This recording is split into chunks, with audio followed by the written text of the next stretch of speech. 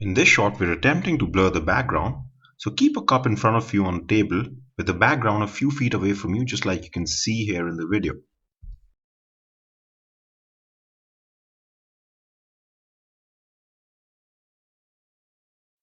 Now it's time to take care of the settings. So switch off the live view so that we can see the settings in front of us. Now I want you to change your shutter speed as the first setting to 1/60. You don't have to understand why we're doing this right now. You'll be able to understand that in the shutter speed chapter. Secondly, I want you to make your f-stop number or your aperture number as less as possible, because remember we're blurring the background here. So we already learned that in order to do that, we have to make the f-stop number as less as possible. So make it to f3.5. Make sure you're zoomed in at 18 mm. That's when it'll go all the way down to f3.5.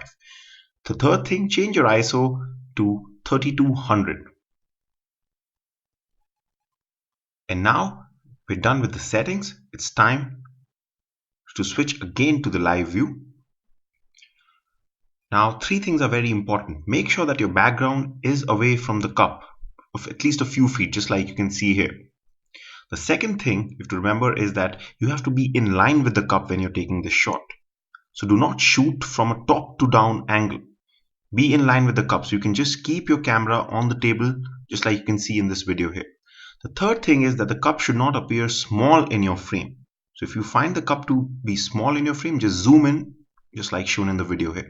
So if you zoom in, you'll be able to go close to the cup. So the cup will become big in your frame.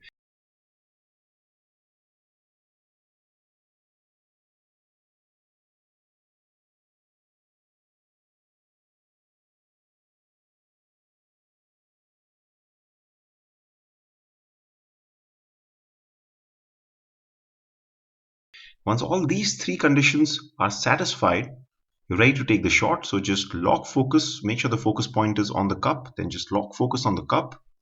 And once the focus locks, just take the shot. And you'll see that the background comes out to be blurred because we used a small f-stop number, just like you can see in the shot here. If I just review the shot, you'll be able to see that the guitar, the door, and the wall behind are all blurred, and the cup is sharp. So that's how you blur a background. And now is the time to tell you why I told you about the certain points to remember before we took the shots. The first point was that the background should be far away from the subject. This is because you have to remember whenever you're trying to blur a background in a shot, the farther it is away from the subject, the more blurred it will be. That's because the farther away it is, the more out of the depth of field or the area of focus it is that develops around the cup or around the subject where you lock focus on. So this distance has to be more.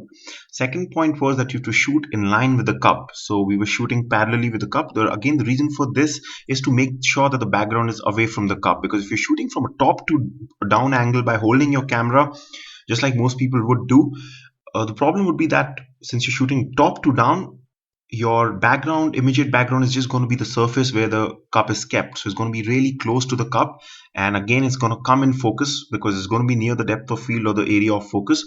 So you won't really be able to see that kind of isolation that you see in this case.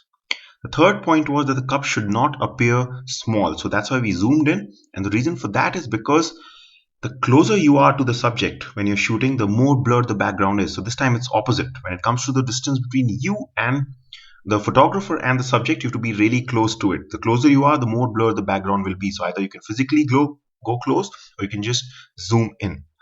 So just to summarize, the 3 points are that the background should be far away, you should be close to the subject, and of course you're using a small f-stop number.